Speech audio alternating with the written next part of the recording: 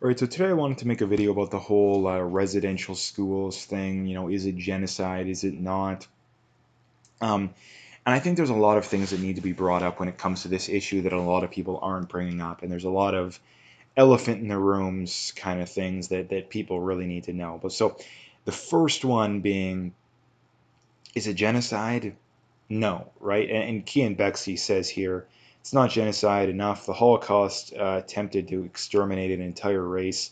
On the contrary, the indigenous population of Canada has increased exponentially. This is disgusting drivel from the CBC. Um, and again, the CBC article, Alberta Social Studies Curriculum Advisor says Kamloops unmarked burial site, no evidence of genocide. And again, he's right. Again, whoever this person is, they are right. Now, here's the thing. There's a lot of questions that still have not been answered when it comes to this whole residential schools burial site thing. Well, here's the thing. One of the most important things too is that when were these bodies buried? It might have been over a period of time, but when did it happen? Because if this happened 100, 120, 130, however many, if it was over 100 years ago, even if it was over like 60, 70 years ago, that was a very different time. Now, again, not that that justifies killing people, but here's the other thing.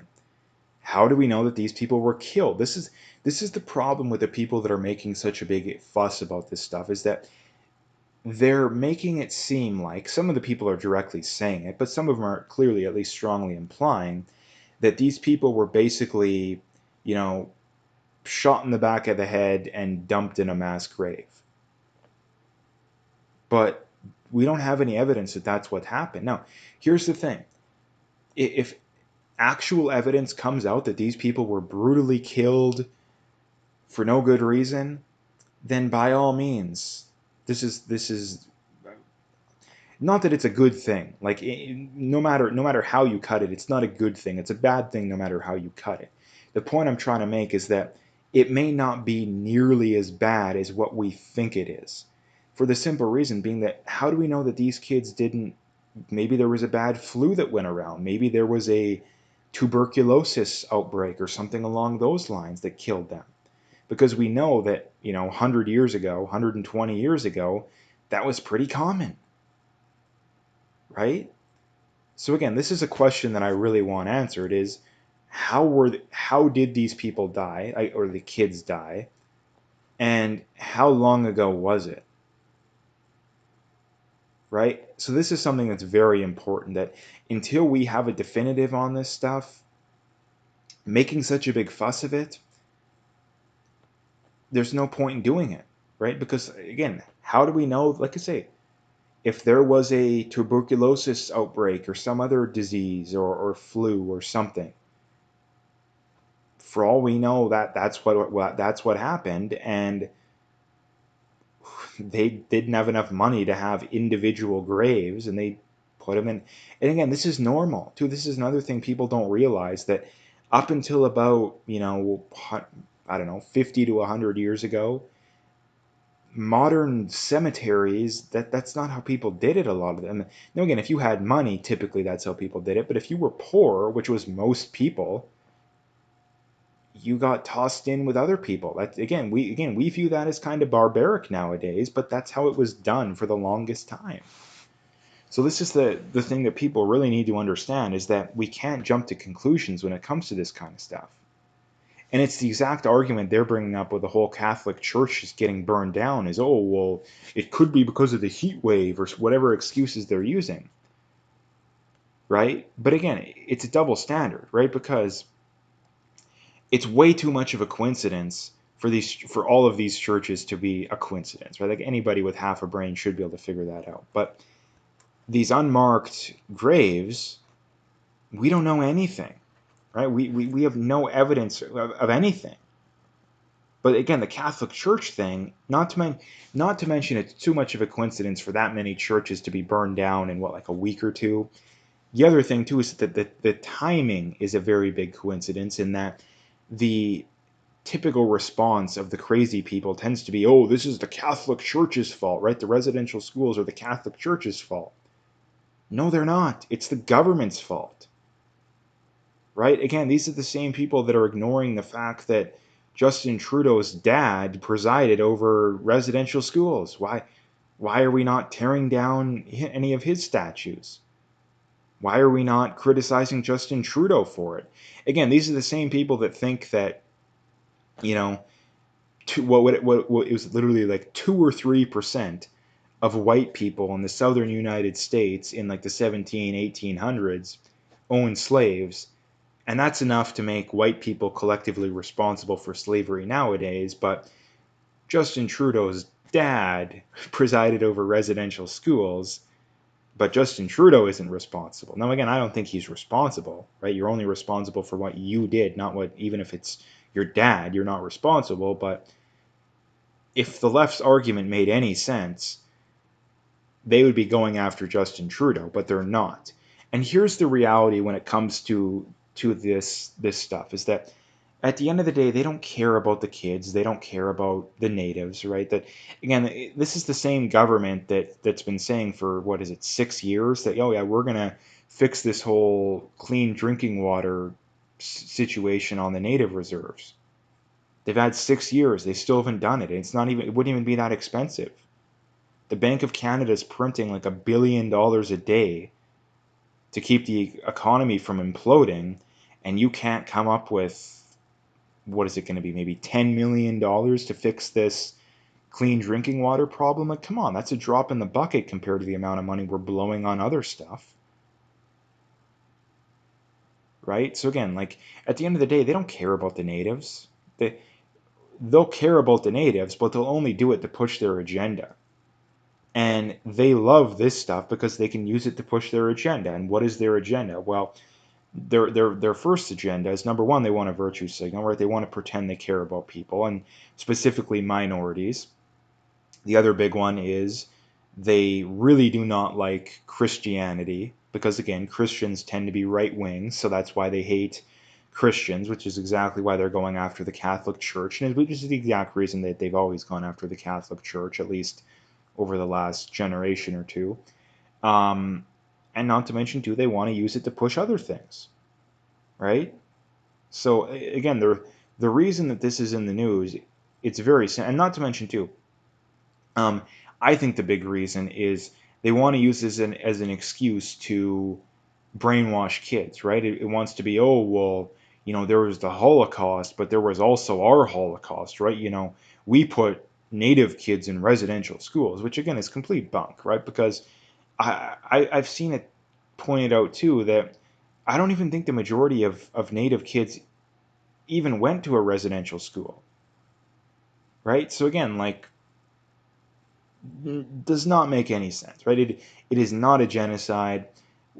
Was residential schools a good thing? No, right? No, but it's nowhere near on the scales of the Holocaust. And here's the other reason too. These people don't care about saving lives and atrocities that were done in history. Is that these are the same people that largely ignore, if not outright ignore, a lot of the times even defend the fact that communists killed 100 million people in the 20th century and continue to kill people to this day, right? Like I said, they completely ignore it. A lot of the times they outright condone it. So again, these are the same people that think that we should completely, people's worldviews need to be completely changed over 1,000 kids found in an unmarked grave, but 100 million people killed in the name of communism well, we don't care about that. So again, like at the end of the day, they're either very misinformed or they have nefarious intentions. I don't think there's any middle ground. I think that's abundantly obvious, and people really need to start acknowledging that. Right? People really need to start acknowledging that because, um, and not to mention, too, for all the people that want to ignore this stuff, there's a lot of people that seem to think nowadays that, they kind of recognize that, tensions are running a little bit hot, but their solution is, oh, I'm just going to ignore it. But that's not how you fix problems in society. You don't fix problems, whether it's your personal life or in society, by just ignoring it. And not to mention, too, when that's your way of going about things, you're pretty much just siding with the people willing to use the most violence and or coercion by default, which is another reason why I can't stand people like that, is that, like I say, they're just siding with whoever's willing to use the most violence and coercion, right? Like, look, like, again, like, tons of people out there that, perfect example, tons of people out there that can't stand BLM. They don't agree with BLM. The majority of black people don't even agree with defunding the police, right? But again, if you went and asked people, if you ask people in a public setting, I bet you probably the majority of people would say they agree with it or they don't care. Even though, like I say, the majority of black people don't even agree with defunding the police, right? So this is the problem in society, and this is the reason why I think that things are getting worse, is people just want to stay silent. And not to mention too, we also want to latch on to issues that really don't matter. And that's what people who lack integrity, people who lack intelligence, people who lack just basic decency, they love to do, right? They love to do it because nobody wakes up, like, nobody has a worldview to where it's like, yeah, I'm going to ignore all the world's problems. I don't care. I mean, there's maybe 0.1% of people, but the vast majority of people, they want to view themselves and they want to think that they're making a difference, even if it's very small. The problem is that to make a genuine difference in society, you really need to be willing to have people, you really need to be willing to stick out. If you look at every major moral and ethical advancement that was made in society throughout however long you want to go back, at the time of it happening, it was almost always viewed with major amounts of contempt by the majority of people. Right? You look at slavery, look at people saying, yeah, the earth isn't the center of the solar system. People saying, yeah, I believe we should have basic rights and freedoms. You know, women should get treated equally, right? There's a lot of societies to where women aren't, right? Now, again, in Western society, not the case, never was, never will be. But again, there's a lot of societies, again. So, and not to mention too, I think if you look at right now, like, and this is the other thing too that shows that a lot of people are just very stupid and naive, is that a lot of people genuinely believe that there isn't worldviews that the majority of people hold right now, maybe even 95% of people, that 100, 200, 500 years down the road, we will be mocked and ridiculed for, right? Like, I mean, like I say, go back 100 years. Look at all the crazy, like, again, 100 years, that, that was even pre-World War II, 200 years. Basically, every place on Earth, slavery was accepted as a good general practice. Like 500 years, don't even need to get into the crazy stuff they believed. So do you genuinely think that it's not going to be the same down the, like, of course it's going to be. And I've said a lot before that I think it's going to be things like, can you believe that they thought that democracy was a good thing? That, you know, people that have every incentive in the world to do the wrong thing get just as much of a say in how things go as people who actually have some skin in the game? Can you believe that they fought a civil war to end slavery and to had the Civil Rights Act only to walk it basically completely back, pushing things like critical race theory?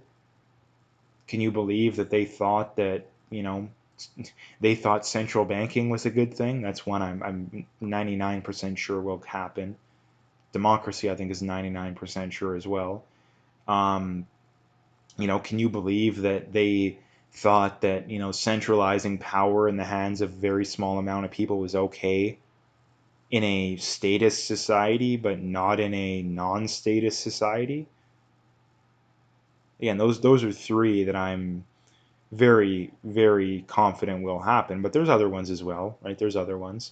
Again, I think that there's other ones like, can you believe that they thought that, public schools were so great, right? Can you believe that, Western people thought that it was a good idea to basically destroy their own society and replace it with a third world society that we knew was a complete disaster.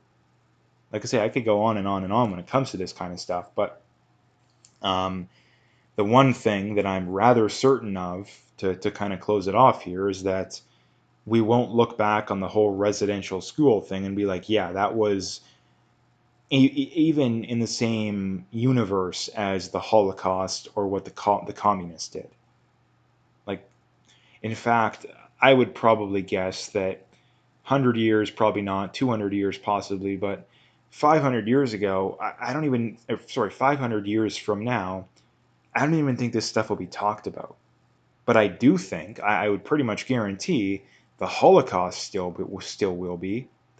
How many people the communists killed still will be.